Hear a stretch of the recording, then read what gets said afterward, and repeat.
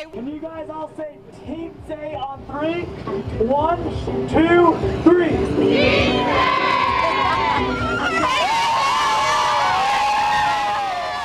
Hi, I'm Mariann. Welcome to Teen Say, where teens can have their say and adults can see where they're coming from. Today, we have a Christmas present for you. Oh my gosh, you're going to have a great new year too, because I have Regina Robinson with me and lots of guests that are going to talk to you about the SATs, the ACTs, and all that good stuff and planning for college. So you're with Suited for Success. Yes. Yes, awesome. So thank you for being here today. Thank you for inviting me. Sure.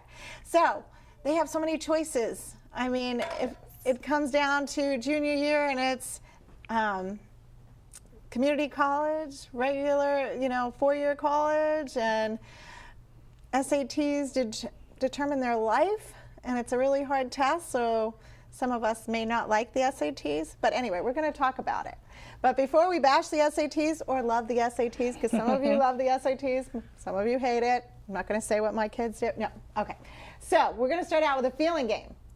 And just to warm you up to know what you guys are thinking and feeling, okay?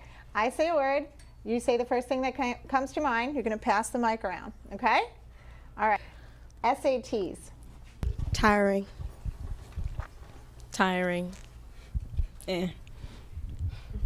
Redundant. Tiring. A lot of reading. Difficult. Stressful. ACTs. Irritating. Surprisingly easy. Oh, Easier. easy. Complicated. Slightly harder. Shorter. Easier. Harder. Slightly easier. Easier. Understandable. Wow. Okay. That's good. Yeah. College. Journey. Exciting. A new step. What was that? A new step. A new step. Fun. Exciting. Right around the corner. Freedom. Time management. Ready. Ready. Free. Junior year. What grade are you in? I'm in 7th grade. Wow. So you're learning a lot, aren't you? Okay. A step from middle school. Junior year, right? Not so bad. The same as every other year. Okay. Easy. The most important of them all, but easy. Strenuous. Fun. Stressful. You have that junior prom, right?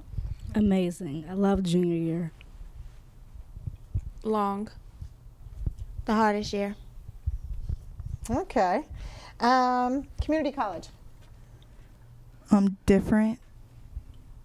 Smart financially. To prep you, help prep you. Okay. Close to home. 2 years. Maybe beneficial. Maybe beneficial. Cheaper. Okay. Preparation. Across the street. Across the street. Okay. How many of you have taken the SATs? Okay. So, who wants to be the first, because we're going to pass you the mic, to tell me what they thought of the SATs? Okay. So the SATs for me, I took it twice, and the first time when I took it, it was a little intimidating. A lot of reading. I'm more of a math and science guy. Okay. So I prefer the ACT, but the SAT, it was just really long and to me redundant with the many sections over and over and over.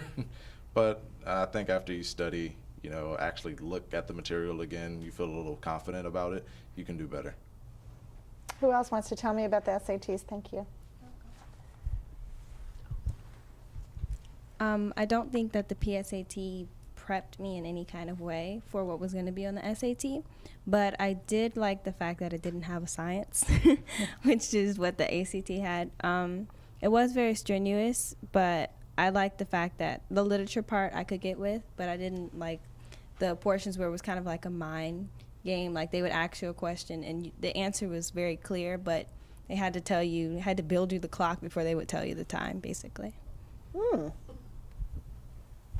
You're a writer and you didn't even know it. No, I'm just kidding. When it comes to the SAT, I do think it was slightly I do think that the ACT was slightly easier, but overall they were all tiring and long, and they can be intimidating, but I try to stay positive. Good. Anybody else? When I took the SAT the second time, I actually had fun taking it. I had prepped a lot and I had taken an SAT class, so I felt like I was ready and prepared.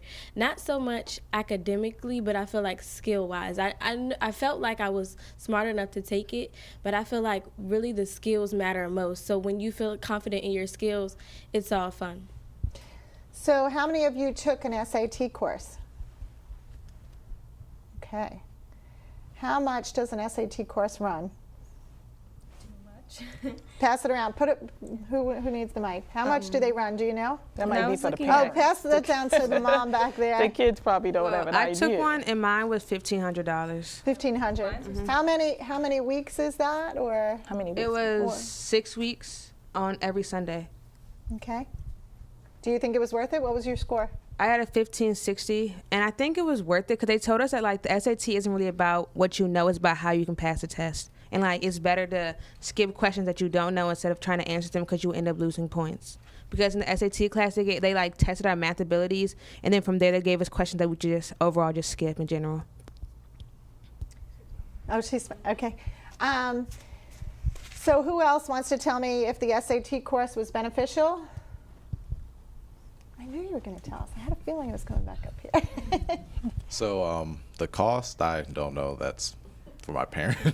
Did they say, we paid for it? No? Okay. But I guess to me, I was doing the work. It was more like one of those hidden master kind of things. I didn't really notice I was getting better because to me it just felt like, oh, okay, I'm getting this, I'm getting that. And from the first time I took it, I got a 1360, I believe. And the second time? The second time I got a 1580. So okay. I jumped about 230 points, I think. 230 points, and I was surprised. I mean, I knew I was going to do well regardless, but I was surprised at how much, I jumped in the score. Mm-hmm. So, Miss Regina, can you tell us, first, what is the SATs? Well, basically, it's a standardized. What are they? Well, it's a standardized aptitude test for students in high school to prepare for college. And in order to actually gain interest into college, you have to take the SAT. So why is this one test the, condemn all or praise all? I mean, why? So many people have to work so hard. There's so much anxiety around this test. How many people think that the SATs comes with a lot of anxiety? Yeah, so everybody. I could tell you my daughter was like, no! Not this one, the other one. So, I mean, why? You had said to me they're getting away from it too, right? Yeah, so the great thing about it is it's been a huge anxiety factor for most students, but now students who are coming up and they're probably in their 9th and 10th grade now will be able to truly benefit because they're actually taking and changing the test. They're revamping the entire test and making it more of a college-bound test. And then they're also have more been of a college-bound test? How are they doing that? Yeah. Well, they say more of a college-bound test, taking out more of the aptitude, like she said. It's more of trying to figure out put the puzzles and the blocks together and figuring it out. It's going to be a little different this time, and it's supposed to be more of what you know, trying to test you on what you understand and preparation for college. But the good thing also is there's so many colleges now that have decided that you no longer need the SAT to get into their college. So they're doing what they call test optional. How So many a of you lot like of schools that? have test optional. So that benefits a lot of students. But there's always a flip side to every coin. Yeah. Although they're going test optional, you have to have a required GPA to qualify for test optional, and the going GPA is usually a 3.5. Wow. Okay, so what about, all right, so we take the SATs twice. Which score counts? You can take the SAT. They can super score at schools. A lot of colleges do that. Almost all of them now do that. Super score? Yes. So that means they'll take your test scores from, let's say you take the test the first time in June, and they'll take your math from June if it was the highest, and then in September you took it again and your reading was the highest. They'll take the math and reading, combine it together. Although the test is composed of 3 parts, 90% of the schools take math, reading, and writing. Okay. But most schools factor in your math and reading scores. Okay. So each section is 500? Each section is worth 800 points to total a total of 2,400. Okay. 2,400. Does anybody usually get a 2,400? There's been rumors of, and yes, some kids do get a 2,400, so it is possible. Some kids will say, oh, that's impossible. It's not impossible. Some kids do get a 2,400. And let me just tell you, some of the people from China that came to study here and that are at UVA have gotten 22, 23, and 2,400s. And they're from out of the country. So when one of them was giving advice to my daughter, she said, I didn't even speak the language that well. And I had to learn the language. So I'm confused by the excuses that everybody makes because they did very well. So it's really strange that people from other countries, and those few girls aren't the only girls, but they're saying that people from other countries actually do better on our SATs, which is bewildering to me. Why is that? I think it has to do with their curriculum in the countries that they're coming from. It's where they start, whatever grade level they're already starting to prepare their children and teach their children. Not only the academics in the classroom, but in preparation for preparing for standardized tests as well. So I think they're already a step ahead. So when they come here to take the test, they're already above as well. And some of them have started prepping since they were probably in middle school and elementary school. Whereas here, our kids are prepping right before the minute. So the first test we take is the PSATs? Yes, so the kids take the PSAT. They can start taking it as early as 9th grade. Okay. And you can continue taking it all the way up. And so then what is the PSATs? It's just a practice SAT. Okay. Do they prepare for that or anything? No. No, you just take the practice SAT. There's so what no if they do preparation really for well it. on the PSATs? Does that mean they're going to soar through the SATs? Not necessarily. Okay. But mostly, yes. That gives them an opportunity to review their PSAT scores and know where their strengths and weaknesses are. Okay. And improve by the time. The PSATs? No, it's not mandatory. So you have to sign up for that in high school. So parents have to be aware that they have to sign up for that? Well, you can kind of say it's, well, let me rephrase that. Maybe it is mandatory to a degree because it's during a school day. Is it mandatory? So unless you yes. So unless you don't come to school, that makes it mandatory. Okay. Because so it's a school mandatory. day. Yes. Okay. Okay. How many of you did well on the PSATs? Did it prepare you? Somebody answered that. No. Okay. It didn't prepare you. Okay. So we all have lots of opinions, and I've heard that. So how many times do we take the PSATs before the SATs? You can sign up 9th, 10th, and 11th grade to take the PSAT, but the official test you should start taking in your 11th grade year. So the SAT's 11th grade? Yes, SAT and the ACT 11th grade. So is that why junior year is so hard? Is it because of the SATs? Why is somebody pass the mic or answer? Why is junior year so difficult for some or stressful?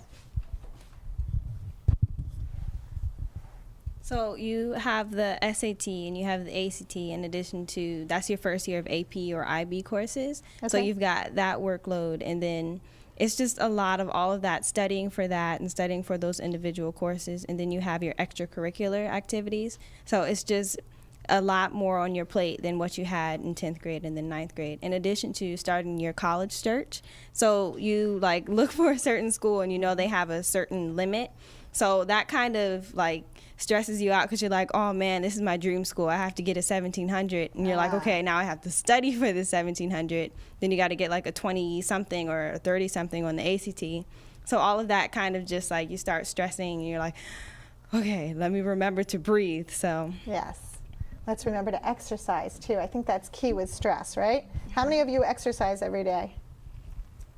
Ooh, they need to exercise more. We all do. Teen Say did a special with Tough Mudder and Color in Motion. You do not have to be an athlete to do Color in Motion. You do have to be an athlete to do Tough Mudder, and you're not old enough yet. You have to be 18. But color in motion is a run where you throw paint at each other. You can walk or run, but anyway, these kind of things are fun, and you can build up to them, do little runs here and there, 5Ks, 3Ks, or walk or whatever. But anyway, yoga every day. But anyway, I always tell my kids, exercise before school so you can sit down more and walk the dogs or take a long walk. And they're like, it's so early in the morning. I said, it'll be so much more beneficial. Clear your head, just walk, breathe. Anyway, that's my little lecture on that. Shut the computers and the iPhones. So who else wants to share about junior year? What about prom, junior prom? Doesn't that make junior year fun? Yeah, their schools don't have that. You don't have that? Oh. No, but I wish we did. Okay, yeah. I'm looking at one of the camera people. They had junior prom. Okay, so who wants to enlighten me about the ACTs on how it differs from the SATs? Janae? Who said it was really easy? That's who I want to hear from, because that's what I've heard. I've heard the ACTs is a lot easier, and this is what I've heard. It's easier, and it's more like a test of knowledge, not a test of games. Yep, your achievement from schools. For the ACT, I definitely did better. My SAT scores are still high, but my ACT was higher than my SAT. What's the top score for an ACT? My top score? What, 36? 36. 36 or 3600? 36. Oh, 36. The number 36. Okay. Yeah. Number 36. So for ACT, what I like better than SAT is that you get 4 sections, and What are they? Math, reading, English, and science. Okay. And you do the sections all at once. Instead of with SAT, you go back and forth, 20 minutes, 30 minutes. ACT, you get an hour for math, 45 minutes or something for reading. And I found that easier than switching back and forth. So if I have math, I can focus on math and then change my mental state to go into reading. How many of you agree with that?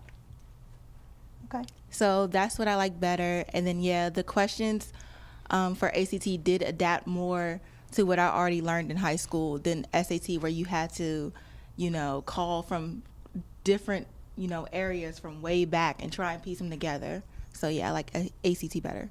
Who else wants to talk about the ACT? I honestly like the SAT better. I think it's because That's rare, huh? That's what I started off with. The ACT has science, and so I wouldn't say you took that class, right? Well, yes, but it was just for SAT prep. Okay. I kind of liked the back and forth with the SAT because I knew what my strong points were. They were the critical reading and the English sections. So I knew that if I took a math section and I felt like I didn't do so well on it, I said I have English to look forward to, because I know that I'm going to do better on it, and I know that will get my score up, versus the ACT, which is where I was like, okay, I want that English section. And, the science section is probably what kind of brought my score down, because I'm not as strong in science. And I feel like I'm a better test taker when it comes to a broader test. So I like the SAT better. I just want to add to what she said. I like the SAT more than I like the ACT. But I do like the fact that with the ACT, you can take an educated guess and it won't be counted against you. Whereas the SAT, even though they tell you, if you don't know it, skip it. But if you do get it wrong, it's like 1/4 of a point. But those 1/4s add up. So Yes, they do. So it's better to skip it if you don't know it on the SATs. Yes. Okay, that's good information. Thank you. Who else wants to share? Thoughts that come to mind? I also agree with what they were saying, that having it as just 4 sections instead of going back and forth between reading, math, writing. It's just easier to just focus all on that one subject and then just switch right over. And I personally, I'm planning on going into biology, so science was a strong point for me, and it showed in my scores. What was your score? Oh God, can't remember. I know it was higher than the last time though. Okay. But looking at my scores, my science was the highest out of all of them. So it really helped, because on the SAT I wouldn't have science, and it was just more suited for me individually. Okay. So what do you want to add here? Well, for most students, the misconception is not really knowing the strategies. there is, like the young lady said, there are strategies to taking the test. And if you're not familiar and you go in and you sit down for the SAT and you're trying to answer every question, which the test is not designed for you to do, then you've already penalized yourself a couple of 100 points. Whereas if you skip the questions you do not know and focus, and there's a strategy to the SAT. The first couple of questions are the easy ones. The next set is the medium, and then the last 10 questions are the hard questions. So you focus on those first 2 sets, and then if you don't know any in the third set, you know you shouldn't actually push forward with them. So it's designed to try and help kids, but the strategies are not well known to everyone, and so the students don't know going in. A few of them. Good. Yeah. And with the ACT, like she said, you can actually take an educated guess. And See, it'll now work in your everybody favor will or know not in your favor, yes. Everybody So, that watches this show now Yes. will know that. Okay. So would you say that with doing what you do, would you say, I guess it depends on their strong suit academically on which test is right for them, right? well, a lot That's of what times, I'm hearing. I'm sorry? Yes, a lot of times they'll have, most of the time when I meet the students, they would have taken both at least. So I usually look at their scores and evaluate it and try and tell them which one is going to be the better test for them to actually continue pursuing, Now, if whether they- it'll be SAT or ACT. Okay. So do colleges accept the ACTs? Yes, so colleges accept either or. So you can take the SAT or the ACT. Does everybody know that? Okay. Okay. So you can submit whichever score, yes. So I don't think we knew that when my daughter took it. yes, so it's great to take both. But the so girl that you never from know. China, She took my future daughter-in-law, Amy, she knew that. She said to my daughter, well, if you're so upset about taking the SATs, here are these cards I bought you to review. Take the ACTs. Yes. But we just thought the dial was. And that is a misconception. A lot of kids will just take the SAT if that's all they're familiar with at their school. But they Yes. should all take the SAT and the ACT just Is to there see. an ACT prep course as well? Yes, they have ACT prep courses as well. Did any of you take that? Yeah? Can you tell us about that? Can we pass that mic to her? I don't usually sit, so I'm like, oh my goodness, we're sitting the whole show. You guys are doing such a fine job passing the mic. My experience with my prep course was a little different because I took an ACT prep course, and then after that, because it didn't really work for me, I took I had a tutor. Because with the prep course, you're learning in one big class where, it's not tailored to your individual needs. So I may went to the class for like an hour, but only 10 minutes I really needed the help with because I knew the rest of the stuff. So my personal tutor worked best for me. So, Great. yeah. Anybody else? Okay.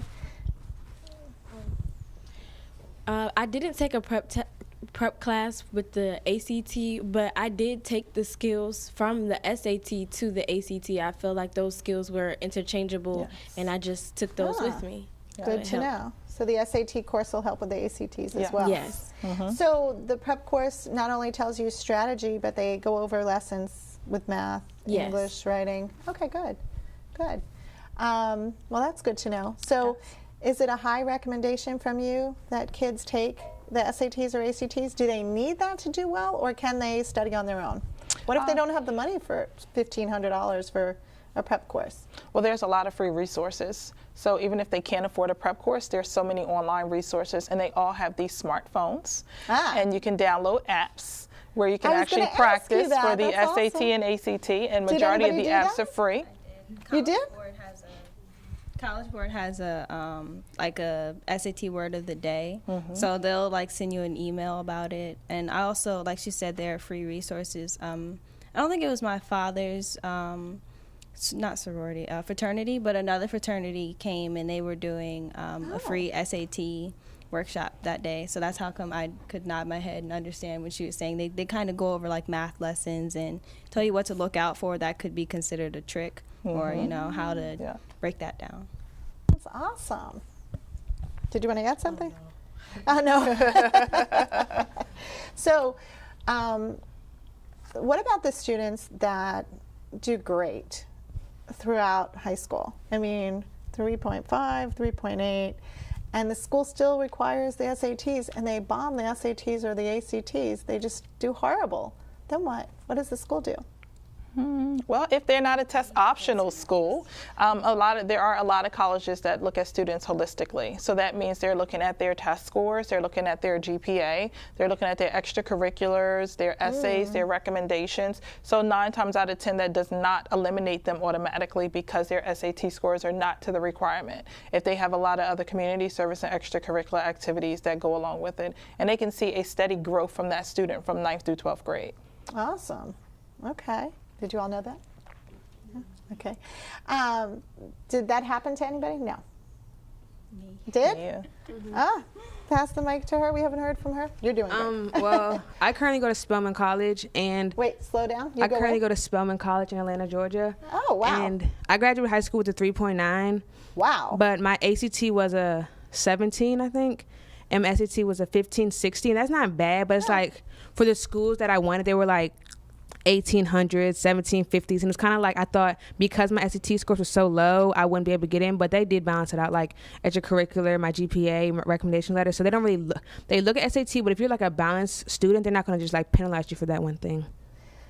So is there like a flag? I know somebody said one of the colleges that if they do great during high school and they do poorly on the SATs, they actually give them like there's a special course for them when they first get there. I don't know, for testing and so forth, because they feel that that person might have like test anxiety or something. Is there something like that? Well, Did you have anything like that? No. No, I didn't have to do that. Okay. Some schools offer that extra help. It could just be an intermediate, like if they did bad in the math section of the test or the reading section of the test, they might can give them an introduction reading or math class. But that's pretty much to the But that's extent not of the it. norm. Yes. So how do we find out what colleges accept? We have to go to each one's website, or do we turn around and go to our counselor and ask our counselor, well, so what school do you think I should apply to? I want to be an occupational therapist, and I don't know what school to go to. And here are my grades, you know my grades, or the counselors all know your grades, right? You go and consult with them, and my SAT scores. So how do they go about doing this? You're the expert here. Well, for my students, we go about it a little differently, so it depends on every school. But we start our research off by basically what major they're looking for, what area they're looking to focus on for their schools, meaning what state and location, what they want a small or medium school. So all of those are the factors for really considering, because every school takes the SAT and ACT.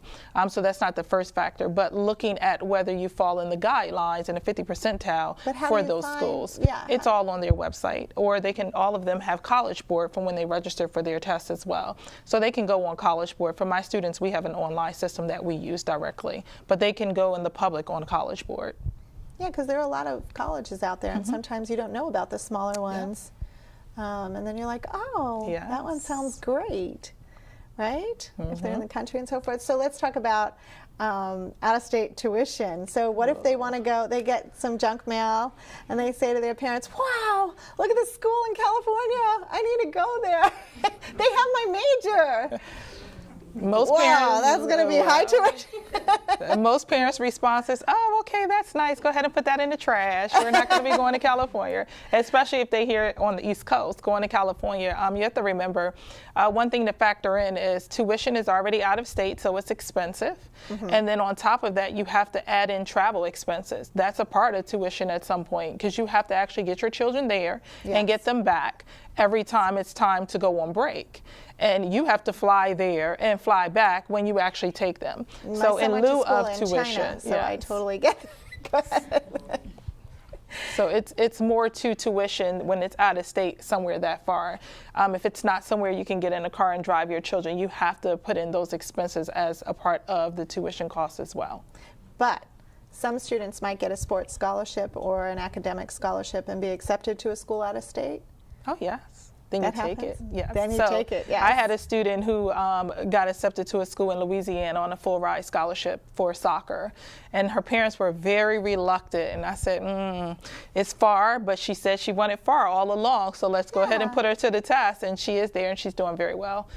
So if it's a full ride scholarship and it's athletics and it's something they're passionate about, you let them follow that. And if they decide it's not the right fit for them, then they'll be able to make that decision to come back. Sometimes when they go to the four-year school and they study abroad, some of the programs offer the full scholarship, but they don't cover the expenses for going over. Yes. But I know my son went to Fudan University in China, and they covered food. Oh, wow. The And dorm. lodging and everything. Yeah. And it was very nice. They gave him blankets and sheets, and we were like, well, okay. We Yeah, sent because it's all hard that. to get all of those things there. So that's Yeah. awesome that they accommodate the kids by providing those services. Right. They did have to buy bicycles there because their key place was Walmart for food that they knew from the States. They shopped there.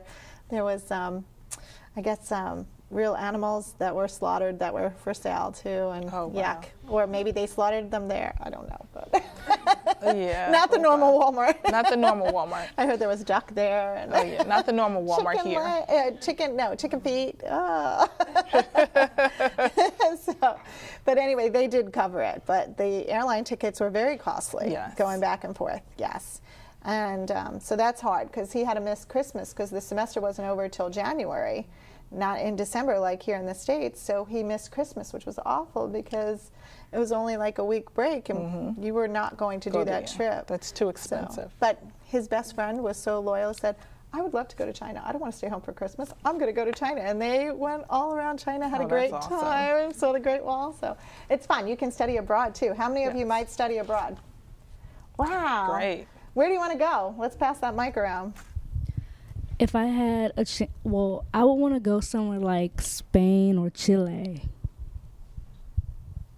I'm thinking Russia. Wow. Anybody else? I want to go to Spain to study Spanish. Wow. Okay. I'm the same with her. I want a minor in Spanish, so I would go to Madrid, Spain. I've always had an interest in Japanese culture, so I would want to go to Japan. Nice. So how do they get these, do you know anything about the scholarships to study abroad? Well, a lot of times some of the schools they all have study abroad programs, but the great thing about some of their study abroad programs, your tuition can go to the study abroad program. And some of them actually cover, so it could be the full amount of transferring for that semester. Your actual tuition that you would normally pay would just transfer to that particular school study abroad. Some colleges have affiliations with schools abroad, so you can go right through the same of your school and it's abroad. They have a campus there that they have partnerships with. So it's really awesome, and study abroad is an opportunity you don't want to miss. Right, right.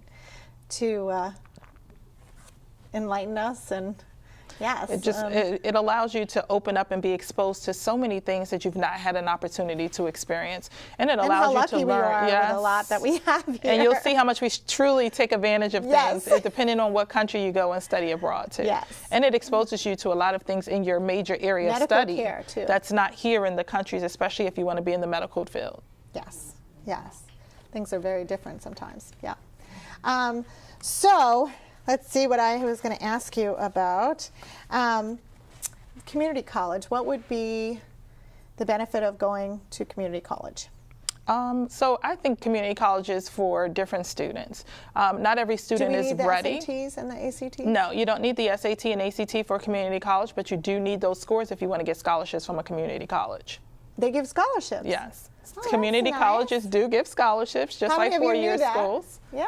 Oh, great. Okay. But community college, again, is not for everyone, but it is for a lot of students if you feel the need that you need that opportunity to take that 2 years to gain more independence, to increase your study habits, and be prepared to actually go to a 4-year college campus. And then on the flip side, it's also good for students who might have their dream school that they can't get into right away. You can go to a 2-year community college that has a partnership with your dream school, and after 2 years, you walk right onto that college campus.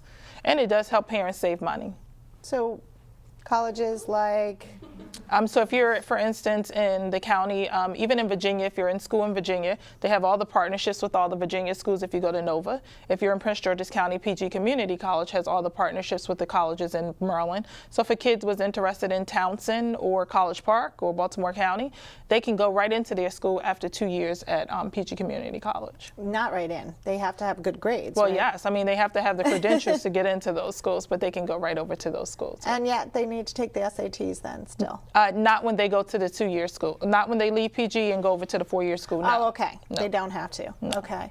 Just to get They the scholarship. just look at their information. Oh, that's just to get this... in PG for the scholarship money. Yes. Okay. You should have your test scores for scholarships. Some community colleges require that. And so if they have really, I don't know, good jobs that they've had all through high school and they might want to still stay working part-time or, you know, because they have management in the future there or whatever the case may be, or their boss says, listen, we'll pay for community college if you stay here because we really want you to, and then you can go to the local 4-year. That's awesome. Yeah. Or live at home to save money. Also, you know, those meal plans are expensive at 4-year schools as well, right? They're like $9,000 or something. They're, wow, for the year. So, and they're mandatory. If you're in a dorm, you have to have the meal plan. So I'm just trying to cover everything. So how many of you would even think about a community college? Or how many of you have friends that would go to a community college? Okay, want to share? Or somebody who hasn't shared? Do you want to share? Oh, sure. I think it's a good step financially, like if you're not financially secure at the time or, you know, you just want to save money, it's smart to go to a community college. And I have a lot of friends that go to PG too. So. Okay. I know a lot of people that go to PG because they weren't necessarily ready to go to a 4-year school. Like, they didn't do so well in high school, so they tried to get their grades up while they're in PG and then transfer over. To touch on what both of them said, I know a few people who are interested in going to Montgomery Community College, and they want to go because a lot of them aren't ready to go to a 4-year college or financially, so they would like to go to community college first. I currently have 2 friends in community college, and both of them did it mainly for financial reasons because they didn't get a full tuition scholarship. But I just wanted to add, like, I think it's beneficial because both of them, they're graduating this year and they'll have an associate's degree. So then they're transferring to their 4-year schools where they graduate with their bachelor's degree. So, yeah. Yeah. So both of my cousins that are like my immediate family, they're both at community college. My older cousin, he started off at Union, but he realized that college life wasn't really for him. While he was finishing up his last couple of years in high school, he kind of hit a rough patch. So going to community college, starting off in university, that just wasn't the kind of environment that he needed. So going to community college and making up for those courses that he could have done better otherwise in university, it was kind of a good push for him to feel comfortable to go to Union next year. So I've heard that sometimes kids don't do as well in high school, but then they soar in college because they think high school's for playtime. But how can we have that if we can't get into these colleges if we use high school as playtime? I guess there's a balance somehow in that statement, or is there any truth to that? Not necessarily the thing that they don't have, but if you're going to play playtime in high school and not do well, then you're not going to be able to get into a college. It's unfortunate, but that's going to be the happening. So you're going to have to start at community college to be able to build up your portfolio so that you can actually go on to a 4-year college. And it's not a terrible thing. And it's not a terrible thing. But what about the students that get to these great colleges? They do really well in high school, and then they go, and we have it all over the news, and they start partying in their fraternities or sororities, and they went to this great school and they've done all this work. Is it time to party in college? No. What advice can we give them about when they get there? Well, kids need to understand that it's time for a transition when you go from high school to college. It's not the same thing, and colleges are not going to hold your hand. So you have to be accountable for what you do. And so you have to go there and find a balance. It's not to say it's all academics and no fun, but you have to know how much fun and how much fun not to have. And that's for the students to be more mature in taking that advice and taking advantage of that. So they have to go to college having a balance in life, because partying and having fun, something that you're not necessarily used to doing unattended, can become intoxicating. So they are out there and it's exciting and it's fun, and they don't want to study because they said it's a party in the dorm B tonight. So they have to be able to set aside. There's a test tomorrow. Yes, when you have a test, you have to be able to set aside. Education comes first. Having fun is second to education. How many of you are going to pay for your own college, and how many are going to have mom and dad pay for it? Who has the mic? Oh, pass the mic. Hello. We have some that had to leave and some that join us. That's wonderful. We're playing musical chairs. Yes. I plan for my mom to pay for my college. But all right, go ahead. But at the same time, I want to get a scholarship for soccer. So I will study hard to get a full scholarship. Very good. And you're in 7th grade, so we can help her that way. Yes, so she has time. Yes, and we're going to go to that next. So, but I have a question. Can we pass the mic down? Can you? So you are a sophomore, and you've done a year of college already. Thank you for joining us. Can you tell us a little about college? I mean, how do you balance? How do you become accountable? It's such a blast. Can you tell us a little about when you get there? Like, what do you feel first when you get to college? So a lot of college students get overwhelmed with the feeling of, like, where am I? Like, what's going on? There's so many new people. They get absorbed in the fact that there's so many opportunities, and they try to expand against all of them when they need to find one and start with that one and then work from there. And then if they think they can handle more, lost. Like, what do you mean? They can start with one organization and then work from there. Like, if that organization works with their schedule, works with their academic schedule, works with their daily schedule. Like a fraternity or a sorority, is that what you're talking about? Right, any type of organization. There's plenty of organizations. There's academic organizations, there's fraternity and sororities. There's plenty of opportunities that colleges can provide for students. The fact is they have to find those opportunities that fit their life and their future career accordingly. So tell us a little about when you first get there and you're in the dorm and you have to figure out how to, go get your meals because mom and dad aren't providing meals. You have to go to put it in your schedule. So every day at certain schools there's more than one D hall, or there's one D hall, and a D hall is a dining hall. And that's where the students have their daily swipes depending on their meal plan that they have for their school. And every day you can go in and swipe, and there's an array of food, plenty of options, and that's also where students tend to fall under the college consumption in a bad way, because they see, pizza, but then there's a salad bar. And what do they choose? Quick and easy pizza. So bad food, no sleep, parties can result in a downward effect. Yes. But students that know how to balance. So they have to eat healthy. Thank you. Students who know how to balance those things, such as diet, exercise, and organizational activities, tend to be more successful than those who just get consumed in the array of options. Yeah. Yes. Okay. And so how do you know, how do you choose, I guess? Did you have a problem with choosing? Were you just on the dean's list?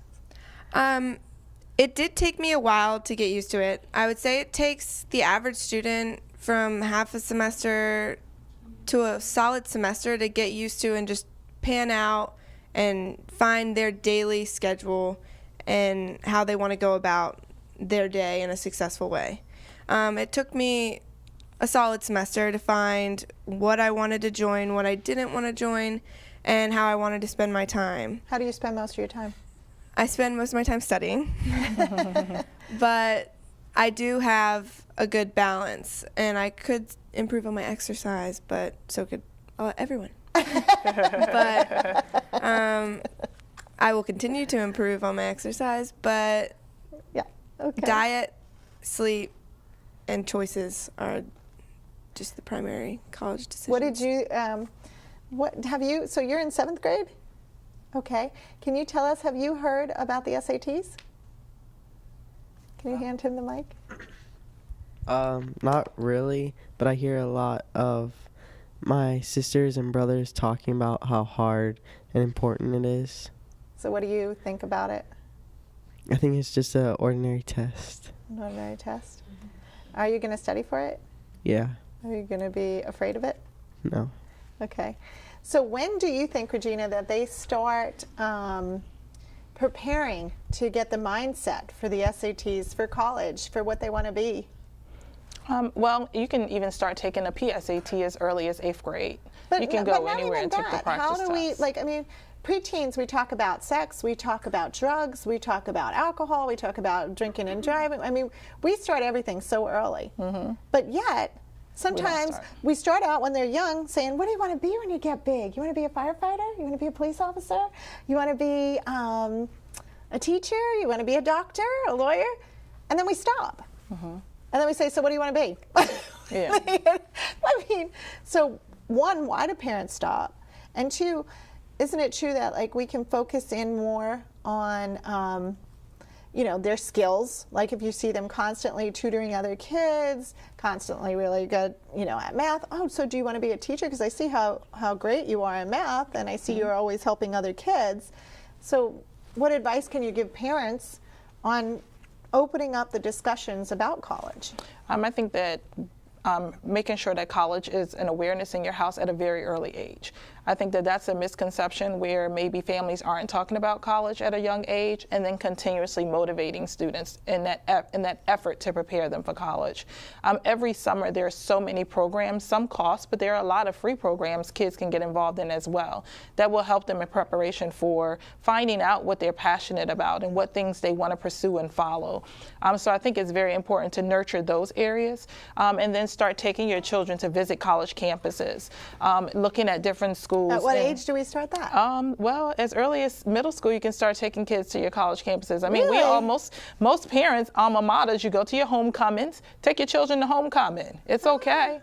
That way they get an opportunity to kind of get an experience of what college life is like. And then some of them have older siblings or cousins. Take them down to visit their cousins for a weekend or something and let them stay. And that just gives them that exposure. There's a test that you take in school that tells you, I don't know if they still have that test, what you're good at.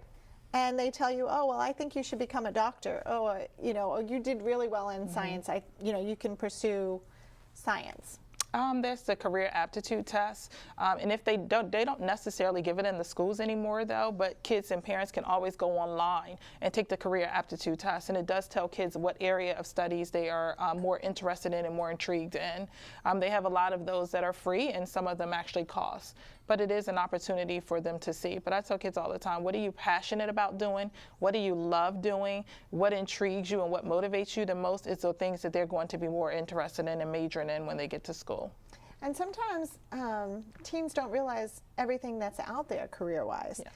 Like they could want to become, you know, a radiologist, or they could want to become a sonogram tech, or, you know, something, an occupational therapist. Special ed teacher. I mean, sometimes they don't realize. So I think they need to explore certain things. Is there a resource they can do that? Well, I tell parents all the time that you're the first resource, because a lot of us have so many friends who are in different career options and career paths. So allowing them to shadow these area doctors or nurses or radiologists take your children to work day. Well, they can go to work with aunt or uncle on that particular day. And a lot of careers also allow people to bring students in to be able to shadow for a day. So they get an opportunity to see what it's like to be a lawyer for a day, or see what it's like to go and sit in a courtroom for a judge, or to go to a doctor's office and see how they flow with a doctor's office every day. And they always have it where you can come into the schools also. So it's a lot of opportunities and exposure for kids to actually gain those opportunities. That's awesome. So what about the student that comes home and says, Mom, I don't want to go to college. I want to hit the road with my band. I want to become famous. Or, Mom, you know, I'm going to go to college because you want me to, but I really don't want to go. What do we tell those moms and dads about their students? I'm a strong believer that college, yes, education is important, but college is also not for everyone, because there could be a career track where it's vocational that they might be interested in. They might want to become a chef and they can do it the vocational way, or they might want to become a mechanic and they can do it the vocational way. Awesome. As long as you instill in them the value of being educated in whatever area they want to pursue, I think that that's important, but I don't think that college is necessarily for every person. We are going to hear from Peter Yarrow from Peter, Paul, and Mary on a purpose in life. Folk singers sing with a purpose in life, and that's how we're going to end the show today. He talks about singing for a purpose and standing up for things that you believe in. And I think in life, that's pretty much what you should do. He said that he is 76 years old right now and still singing, and what keeps him healthy and alive is following his passion and standing up for what he believes in. Right now he's with Operation Respect, the Don't Laugh at Me program. He's on Teen Say's website as well. You can hear him sing Don't Laugh at Me. But it's important that when you go to college or when you pursue your dreams or pursue work, it's not just for money. Don't do a job because lawyers or doctors make a lot of money. Work shouldn't be like that. Work should be like you're going to your dream place every day. You're making a difference in the world. So I hope you all make a great difference. Thank you, Regina, for helping us find out how to make a difference. And we're going to hear from Peter Yarrow. Thank you all for being here. Yay! You know, artists that are, say, in a very yuppie area, and they say, oh, Mom, Dad, you know, when I graduate, I'm going to hit the road and I'm going to play the guitar.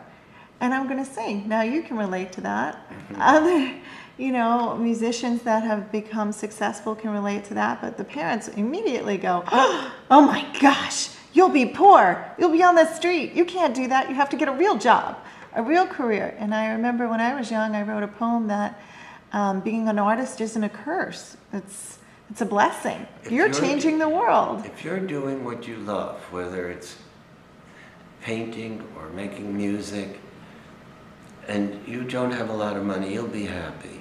As long as you have enough. If you really want to just take care of animals, you know, because you love animals. And you really don't have the ambition to be a veterinarian, but you want to, if you're doing that, if you're with animals, if you want, as long as you're doing something that makes you happy, you should pursue that. Because if you're going to choose a field because you think you'll make a lot of money, you're going in the wrong direction. Choose, I've always told that to my children, and I agree with you, Mariann. Choose what in your heart. Now it will change. I mean, I started out, I was a painter, then I was a physics major, then I switched to psychology, and now I'm a singer. But I was always doing what I loved, and I will continue to. And at my age, you know, I love what I'm doing. I'm very, very, very lucky. And you're going to sing your new songs at your 100th birthday. That's right. On national TV. That's right. On public access. That's right. We're blessed to have you with us. Right. So, did you have an inspirational song growing up that pumped you up, or one that you wrote that in times, because you do so much singing, I think everybody needs an inspirational song that pumps them up? Well, all the songs that I sing Pumped everybody up. We're uplifting. With Peter, Paul, and Mary, all of them made us feel very good and very. I think the reason that at this age, I'm 76, and so active and so positive, is that I have this music. For instance, there's the answer, my friend, is blowing in the wind. The answer is blowing in the wind. How many years can a mountain exist before it is washed to the sea? Yes, and how many years can some people exist before they're allowed to be free? Yes, and how many times can a man turn his head and pretend that he just doesn't see? Well, the answer, my friend, is blowing in the wind. The answer is blowing in the wind. That means the answer is in all of us. The answer is for us to be together and say, we will change this. And when I hear this song, it does give me power, it does give me strength. It does, and when I'm sharing it with others, it makes me feel, yes, together we can do it. Or if I'm singing a song like, Puff the Magic Dragon lived by the sea and frolicked in the autumn mist in a land called Honolulu. Little Jackie Paper, when I'm singing that song, and we're all united in it, and we're feeling, well, we're treasuring something, we're caring about something together as we sing the song. And it's sweet, and sharing that sweetness empowers me. It's not about making money, it's not about being famous, it's about sharing something that has real value to you. So the music, so many people have said to me, hundreds, maybe thousands over the years, your music helped me get through a difficult time. You're going to live for another 100 years. We all All know right. it. All the good that you've done for the world will come back to you, and you'll stay with us forever. Thank you. So, thank you so very, very much. I hope your words are heard very loudly. Thank you, darling. It's a great pleasure to talk to you.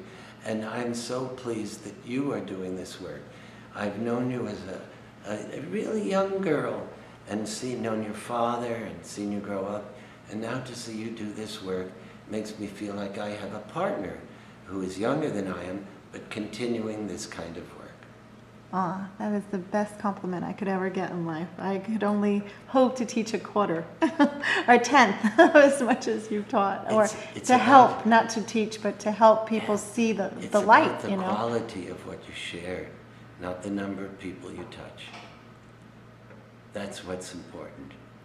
One smile Millions is and contagious. millions and tens of millions of people have heard our music, but some few of them have really, really, really been touched.